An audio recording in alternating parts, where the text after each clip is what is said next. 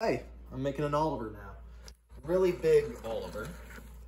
I've had a hankering to do some really big engines for a while. Just because, I don't know, the bigger a model gets, the closer it gets to the real thing. And the more like a machine it feels, and the less like a toy it feels. But of course I'm cheap, so I make everything out of the most ready-to-find materials that I can conjure up. This is the culmination of a lot of my methods so far. Cardboard, obviously, everybody knows by now that that's my preference. Easy to cut, easy to bend, easy to meld together. So there's that. It's all bound together with masking tape. But then there's a lot of 3D printed parts here as well. I'm gonna stop torturing and putting over this gap in the track. That's where the two kind of ends of this makeshift track board come together. This is all electrical wire, by the way.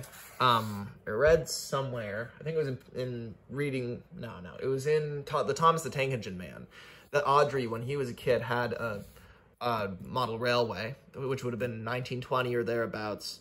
And the track was literally just electrical wire, just put down on sleepers, right? Like that's what the old track was like.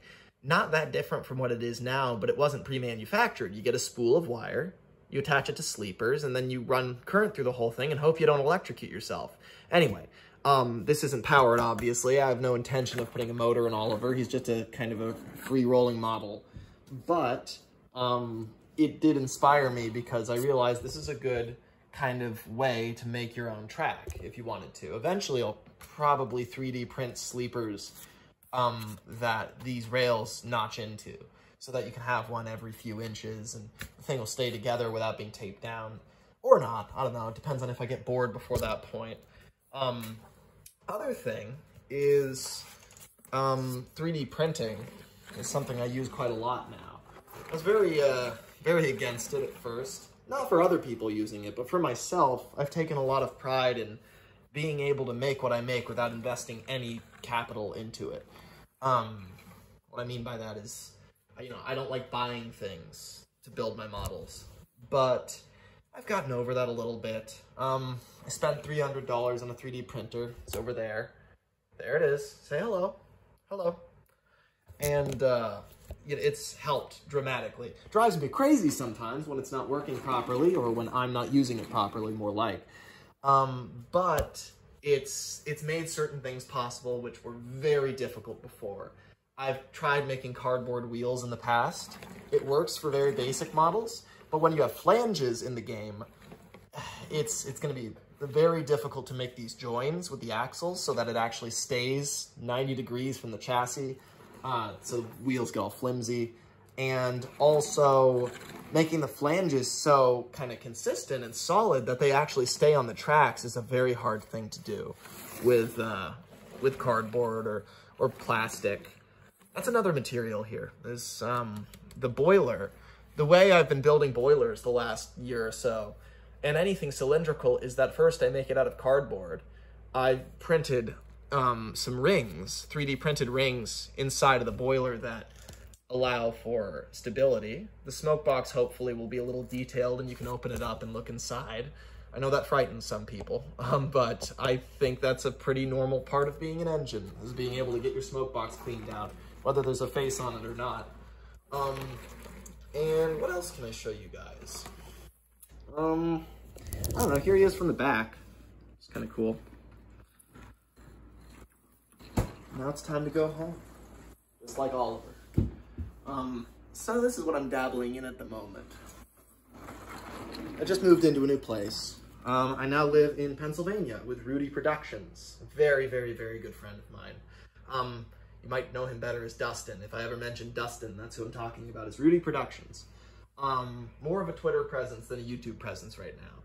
But anyway, so him and I live here in Pennsylvania. I no longer live in California. I dearly love my state, very dearly love California.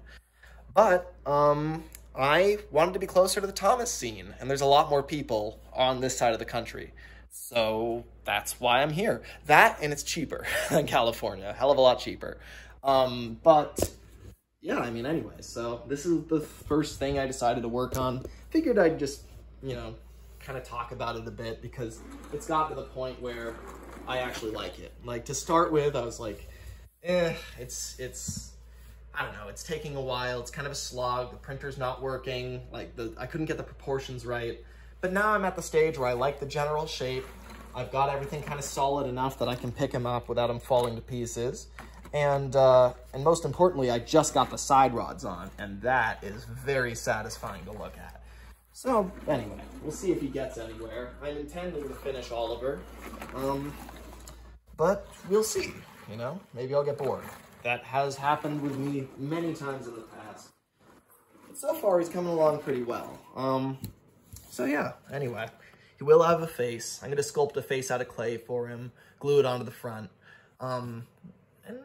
Yeah, it should be cool.